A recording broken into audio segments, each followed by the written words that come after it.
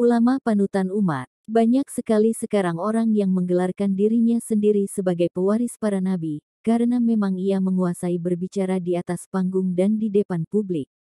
Sudah tidak menjadi heran lagi sekarang banyak orang yang dipanggil kiai, ustadz, habib karena mereka ketika berbicara dan berceramah di depan publik selalu membawa-bawa nama agama.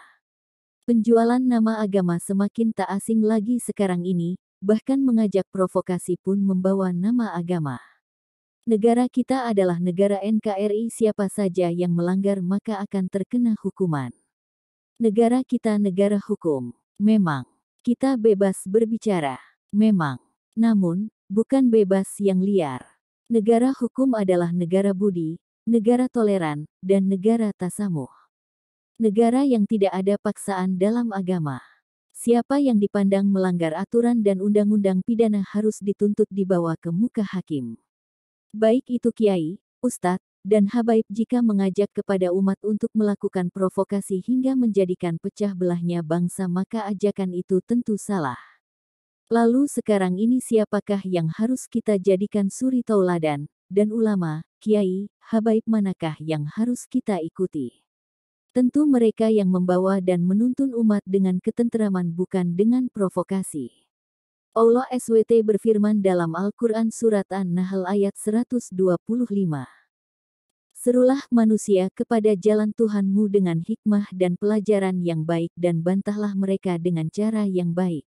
Dalam kitab Hasyiah Al-Alamah As-Sawi dijelaskan, yang dimaksud dengan Al-Mau'idatu Al-Hasanah mengajaknya dengan perkataan yang lembut. Bagaimanakah contoh ajakan yang lembut? Dalam Al-Quran Surat Asy-Syura ayat 23 yang artinya, katakanlah, aku tidak meminta kepadamu sesuatu upah pun atas seruanku kecuali kasih sayang dalam kekeluargaan. Jika ada seorang ulama, kiai, dan habaib yang memprovokasi saja, demo saja, mengajak umat untuk membenci pemerintah saja kerjaannya, maka yang seperti itu kita wajib tidak mengikuti.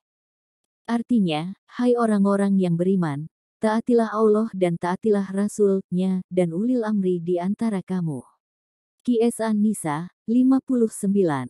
Dalam kitab Hasyiah Al-Alamah Al-Sawi dijelaskan yang dimaksud dengan ulil amri adalah khulafaur rasyidin, imam ahli ijtihad, dan hakim agung. Wajib hukumnya mentaati peraturan pemerintah selagi tidak dalam perkara kemaksiatan. Nabi SAW bersabda, tidak ada ketaatan kepada makhluk dalam berbuat maksiat kepada Sang Khalik Allah. Lalu apakah diperbolehkan orang yang dijadikan sebagai panutan umat Islam itu sombong karena sebab nasab, keturunan, dan kelahiran bangsawan? Tentu sangat tidak diperbolehkan. Dalam kitab Al-Qaul Al-Labib fi Al-Hukmi Al-Talaqub bi Al-Habib li Al-Syaikh Imaduddin Utsman dijelaskan, sombong karena sebab nasab dan keturunan itu diharamkan. Seperti itu adalah sebagian dari kelakuan orang jahiliyah yang tercela.